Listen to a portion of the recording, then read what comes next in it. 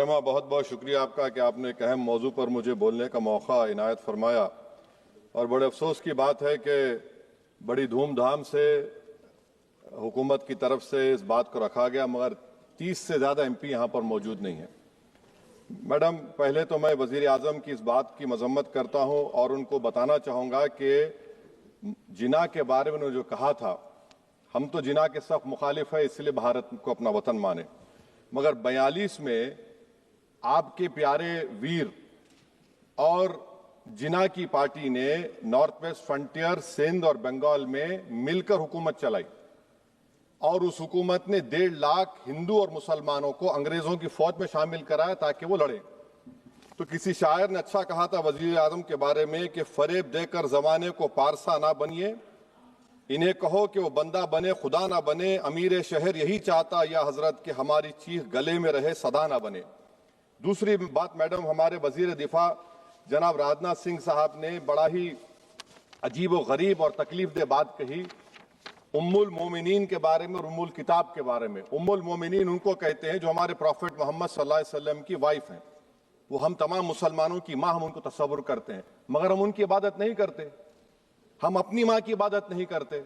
उम्मुल किताब कुरान है, हम कुरान की इबादत नहीं करते। कुरान अल्लाह का भिजावा कलाम है। तो उसके बारे में भी शायर ने अच्छा कहा कि खबर नहीं जिन्हें अपने दीन और मजहब की, हमें वो दीन का मतलब सिखाने निकले हैं। अहम बात यह है कि मैडम, हमारे मुल्क का आइन क्या इस लफ्ज से आगाज होता है, वी द पीपल। इसका आगाज भारत माता के नाम से नहीं होता है। हमारे संविधान का जो प्रियम्बल है वो क्या कहता है? Liberty of thought, expression, belief, faith and worship. अगर दस्तूर का ये पहला सफा ये बात करता है तो फिर कैसे किसी शहरी को किसी खुदा, देवी, देवता की इबादत करने पर या सजदा करने पर मजबूर किया जा सकता है? आप ही की पार्टी से आज की जो बातें हुई है इसी कब हो रही हैं। हमारे कॉन्स्टिट्यूंट असेंबली में मैडम एक मोहतरमा थी रोहिणी कुमार चौधरी ने एक तजवीज दी थी कि प्रियम्बल में किसी देवी के नाम से शुरू हो। उन्होंने खास तौर से वंदे मातरम का जिक्र किया, मगर उसको कबूल नहीं किया गया। फिर केवी कामत साहब ने एक तजवीज दी कि इट्स सिटीजन्स को बदलकर हर सिटीजन्स किया जाए और खुदा के नाम से शुरू किया जाए, वो तरमीम को मुस्तरद कर दिया गया।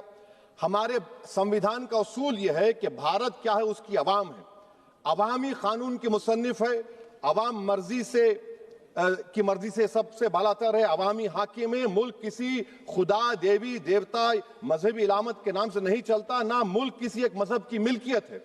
इसीलिए बाबा साहब अम्बेडकर ने क्या कहा था? उन्होंने मदर इंडिया के नजरिए को मुस्तरद किया। बाबा साहब ने एक नई इस्तिलाह वजह कर दी और कहा कि भैक्षित भारत, ये बाबा साहब अम्बेडकर ने कहा। अब मैडम, अगर मजहबी आजादी इस आइन का बुनियादी उसूल है तो सवाल यह पैदा होता है कि उस वक्त हमारे जो कॉन्स्टिट्यूंट असेंबली के प्रेसिडेंट थे जनाब राजेंद्र प्रसाद साहब ने किस बुनियाद पर वंदे मातरम को कौमी तराना करार दिया? ना तो कोई सेक्यूर रेजोल्यूशन है इसके बारे में। मैडम, मैं आपको बताना चाहूंगा कि जुडिशरी क्या कहती है। बीजू इमैनुअल केस है 1986 का, जिसमें जिहोवा विटनेस ने कहा कि मैं नेशनल एंथम के वक्त खड़े रहूंगी, पढ़ूंगी नहीं। सुप्रीम कोर्ट ने कहा कि उसने कोई गुनाह नहीं किया। वहीं एक 2017 का केस है अश्विनी उपाध्याय का केस सुप्रीम कोर्ट का, उन्हें कहा गाइडलाइंस दिए जाएं वंदे मातरम पर, सुप्रीम कोर्ट ने नहीं कह दिया। फिर आप आ जाइए madam, prevention of insult act national 1971, इसमें नेशनल सॉन्ग नहीं है, सिर्फ नेशनल एम्बलम और आपका नेशनल एंथम है। फिर आप आ जाइए 40th अमेंडमेंट आर्टिकल 51 है, 76 में पास हुआ, उसमें भी इसका कोई जिक्र नहीं है। मैडम, मैं आपके सामने बताना चाहूंगा कि हमारा भारत एक इसका मजमुआ क्या है। इसमें हिंदू है, मुसलमान है, सिख है, ईसाई है, जैन है, एथिस्ट है, मेहनत कश है, किसान, गरीब, मजलूम और दलित है। मगर अगर जो तकारीर आज हमने यहां पर सुनी और बाहर जो सुनते हैं, अगर भारत को देवी कहने और उसके आगे सजदा करने, तो दरअसल कौम परस्ती को, वतन से मोहब्बत को मजहब में तब्दील कर रहे और फिर यहां पर बोल रहे कि अगर भारत में रहना है तो वंदे मातरम गाना पड़ेगा। भाई, ये तो संविधान के खिलाफ है, सुप्रीम कोर्ट के जजमेंट के खिलाफ है। अगर वंदे मातरम मैडम कौमियत का मियार है तो फिर सवाल यह है कि हजरत मोहानी की कौमियत क्या थी जिसने इनकलाब जिंदाबाद का नारा दिया? अगर यूसुफ मेहरली ने quit India, Simon go back का नारा दिया तो उसकी कौमियत क्या थी? अगर हैदराबाद से मौलवी अलाउद्दीन जो मक्का मस्जिद का पहला मुजरिम है काला पानी में, और तुलेबाज खान जो मारकर लाश को लटका दिया गया था हैदराबाद में 8 दिन तक, उसकी कौमियत क्या थी? अगर इनायतुल्लाह काफी जो जिहाद का फतवा अंग्रेजों के खिलाफ दिया मुरादाबाद में, जब उनको 2 दिन में फांसी की सजा दी गई और जब फांसी की सजा के ओर जा रहे हैं तो इनायतुल्लाह मौलाना काफी की जबान पर क्या था? वो रसूलुल्लाह हमारे प्रॉफिट की नात पढ़ रहे थे। क्या पढ़ रहे थे? कोई गुल बाकी रहेगा ना चमन रह जाएगा, पर रसूलुल्लाह का दीन हसन रह जाएगा। तो उनकी कौमियत क्या थी? माल्टा की जेल में महमूदुल हसन, हुसैन अहमद मदनी 6 महीने माल्टा की जेल की ग्राउंड में पड़े रहे, उनकी कौमियत क्या थी? अल्लामा फजल खैराबादी का वो सेल काला पानी का पुकार पुकार कर इनसे पूछ रहा है, जो वहीं पर मर गए, खबर वहां पर है, बताओ मेरी कौमियत क्या थी? मैडम, मैं एक मुसलमान हूं, मैं इस्लाम को मानने वाला बावकार इंसान हूं और मेरे मजहब की बुनियादी तालीम तौहीद है, ला इलाहा इल्लल्लाह, नहीं है कोई खुदा सिवा अल्लाह के। और कुरान में अल्लाह क्या बोल रहा? इय्याका नाबुदु इय्याका नस्तईन, तुम मेरी इबादत करो, मुझे मानो। मुझे कहां से मिल रहा? आर्टिकल 25 से मिल रहा है। मुझे कहां से मिल रहा है? Liberty of thought, expression, belief, faith and worship से मिल रहा है। तो इसको जोड़ना ये बहुत ही खतरनाक होगा। और हमारे प्रॉफेट मोहम्मद सल्लल्लाहु अलैहि वसल्लम जब मदीने को गए तो उन्होंने उस वतन के लिए दुआ की, कहा कि अल्लाह मदीने की मोहब्बत हमारे दिलों में और इजाफा कर दे, मक्के से ज्यादा कर दे। तो ये इस्लाम, मुसलमान होना, हमारे ईमान में मुल्क की मोहब्बत बीच में नहीं आती और मुल्क से मोहब्बत है और रहेगी हमेशा, क्योंकि ये अजीम कुर्बानियां यहां पर शामिल है जिन्होंने जंग आजादी में हिस्सा नहीं लिया। आज अगर वो वतन की मोहब्बत का दर्ज देंगे तो बड़ा गलत होगा। मैडम, मैं आपके सामने एक चीज पढ़ूंगा। 1937 रविंद्रनाथ टैगोर ने लेटर लिखा सुभाष चंद्र बोस को। मैं सिर्फ किसी ने नहीं पढ़ा ये। क्या कहा टैगोर साहब ने? But parliament is a place of union for all religious groups and there the song cannot be appropriate. When Bengali Muslims show sign of stubborn fanatism, we regard it intolerable. When we too copy them and make unreasonable demands, it will be self-defeating. ये मैं इसको ले करूंगा madam, आप देख लीजिए।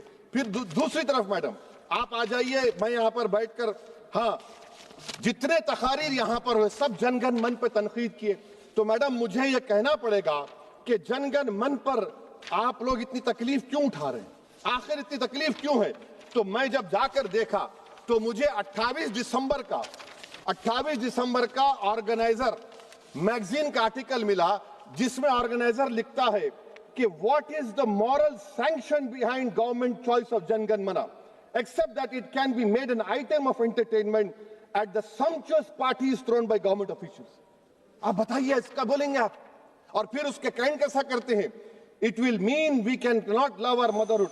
Madam please, it will mean that Vande Mataram is buried alive with the word Jan Gan Mana on the tombstone, for the tomb will also be of Jan Gan Mana of the will of the people. इस पर आप क्या बोलेंगे? Madam, मैं आपको ये बताना चाह रहा हूं कि वतन की मोहब्बत हमारे लिए बहुत अहम है, मगर ये बताइए हमको कि अभी मैडम यहां पर आनंद मठ के बारे में बहुत कुछ कहा गया। मैं सिर्फ 2 मिसालें आपको देता हूं। आनंद मठ के पेज नंबर 70 और 80 को पढ़ लीजिए। इसके बाद सनातन जहां मुसलमानों के घर पाते थे, इन्हें आग लगा देते थे। आप पेज नंबर 98 पढ़िए। हमें सिर्फ इन मुसलमानों को जड़ से खत्म करना है, क्योंकि खुदा के दुश्मन बन चुके हैं। फिर आप पेज नंबर 115-16 दीजिए। फिर मुख्तलिफ इलाकों में मुसलमानों को सदा देने के लिए भेजे जाते, जहां मुसलमान आबादी नजर आती जला दिया जाता। फिर आप देख लीजिए मैडम, सफे नंबर 120 पेज 120, बंकिम लिखते हैं कि सनातियों को मालूम नहीं था कि अंग्रेज हिंदुस्तान को निजात दिलाने वाले हैं। ये आप क्यों कर रहे हैं? अब आप मैडम, मैं आपको पेपर्स दे कर दूंगा। मैडम, भारत में हमारी आजादी इसलिए आई और बरकरार रही कि हमने मुल्क और मजहब को एक चीज नहीं बनाया। हमने ऐलान किया कि हमारी मुल्क मुख्तलिफ तबकात मज़ाहिब पर मुश्तमिल है। हमारे मुश्तरका तकदीर हमारी कौमियत का सरचश्मा है। यह खास जबान, सखावत, मजहब नहीं है। अगर वंदे मातरम का मतन कौम और मजहब को एक बना देता है, अगर हम इसे टेस्ट बनाते हैं वफादारी का, तो फिर मान लीजिए कि यह गांधी, अंबेडकर, टैगोर, बोस और लाखों आजादी के सिपाहियों की सोच को छोड़कर गोडसे की सोच की हिंदू कौमी परस्ताना, मैडम खत्म कर रहा हूं, हिंदू कौम परस्ताना को अख्तियार करेंगे। मुझे वतन से बेइंतहा मोहब्बत है मैडम, और इंशाल्लाह हमेशा रहेगी। मगर बावजूद इसके कि मेरी मस्जिद, मेरी इबादत गाह, मेरे कपड़े, मेरे कारोबार पर हमले होते, मगर मैं फिर भी कहता हूं कि वतन मेरा, हर वतन को हम छोड़कर नहीं जाएंगे। मगर हुब्बुल वतनी का क्या मुतालबा है? हुब्बुल वतनी ये कहता है कि वतन से मोहब्बत है तो जुल्म को खत्म करो, गरीबी को खत्म करो, बेरोजगारी को खत्म करो, जबर का खात्मा करो, अमन का गहवारा बनाओ, पाकिस्तान की दहशतगर्दी को खत्म करो, एक्सप्लॉयटेशन को रोको, शरारत को रोको, मुल्क के खिलाफ की जाने वाली साजिश खत्म करो। मैडम, भारत एक चमन है जहां पर हर फूल को खिलना चाहिए, और अगर कोई इस फूल के अगर पूरे फूल खिलेंगे तो उसकी खुशबू से ये वतन मुअत्तर होगा, मगर अगर इस चमन का माली ये कहेगा कि एक ही फूल खिलेगा, तो मैं जिम्मेदारी के साथ कह रहा हूं, अगर एक ही फूल खिलेगा तो वो सहरा बन जाएगा और माली माली नहीं रहेगा, वो जल्लाद कहलाएगा। तो इसीलिए मैडम हम उम्मीद करते हैं कि हुकूमत इस पर जोर जबर ना करे। मेरा राइट है, यकीनन मैं जानता हूं कि आजादी के लड़ाई में वंदे मातरम का नारा था, मगर अगर आप इसको जबर करेंगे तो ये संविधान के खिलाफ है। वफादारी का सर्टिफिकेट हमसे मत लीजिए मैडम, खत्म कर रहा हूं, वफादारी का सर्टिफिकेट हमसे मत लीजिए। आपके बुजुर्गों के कोई एक किताब में लिख के क्या लिखा है बता दीजिए, कहां पर क्या लिखा हुआ है। तो मैं मैडम मैं इस शेर पर अपनी बात को खत्म कर रहा हूं मैडम, मैं इस शेर पर अपनी बात को खत्म कर रहा हूं मैडम, मैं अपनी बात को खत्म कर देता हूं मैडम, क्योंकि आप बहुत जल्दी में हैं। कि भारत जिंदाबाद, हिंदू मुसलमान जिंदाबाद, दलित जिंदाबाद, ईसाई जिंदाबाद, आदिवासी जिंदाबाद, जो किसी खुदा को नहीं मानते वो भी जिंदाबाद, और मैडम सब पिछड़ा सब आ गया इसमें। तो हम उम्मीद करते कि इस रूह को आप समझेंगे अगर आप सिर्फ अपनी आइडियोलॉजी को लेकर चलेंगे। और आखिर में मैडम, जनाब बंकिम चंद्रा साहब के बारे में मैं आपके सामने डॉक्यूमेंट लेकर रहा हूं कि उन्होंने बीए का एग्जाम पास नहीं किया था, 7 मार्क्स से फेल हो गए थे, ये भी रख रहा हूं। तो आप जिसको लिटरेरी जायंट बता रहे ये नहीं है। बहुत बहुत शुक्रिया। धन्यवाद सभापति महोदया। मैं इस सदन का ध्यान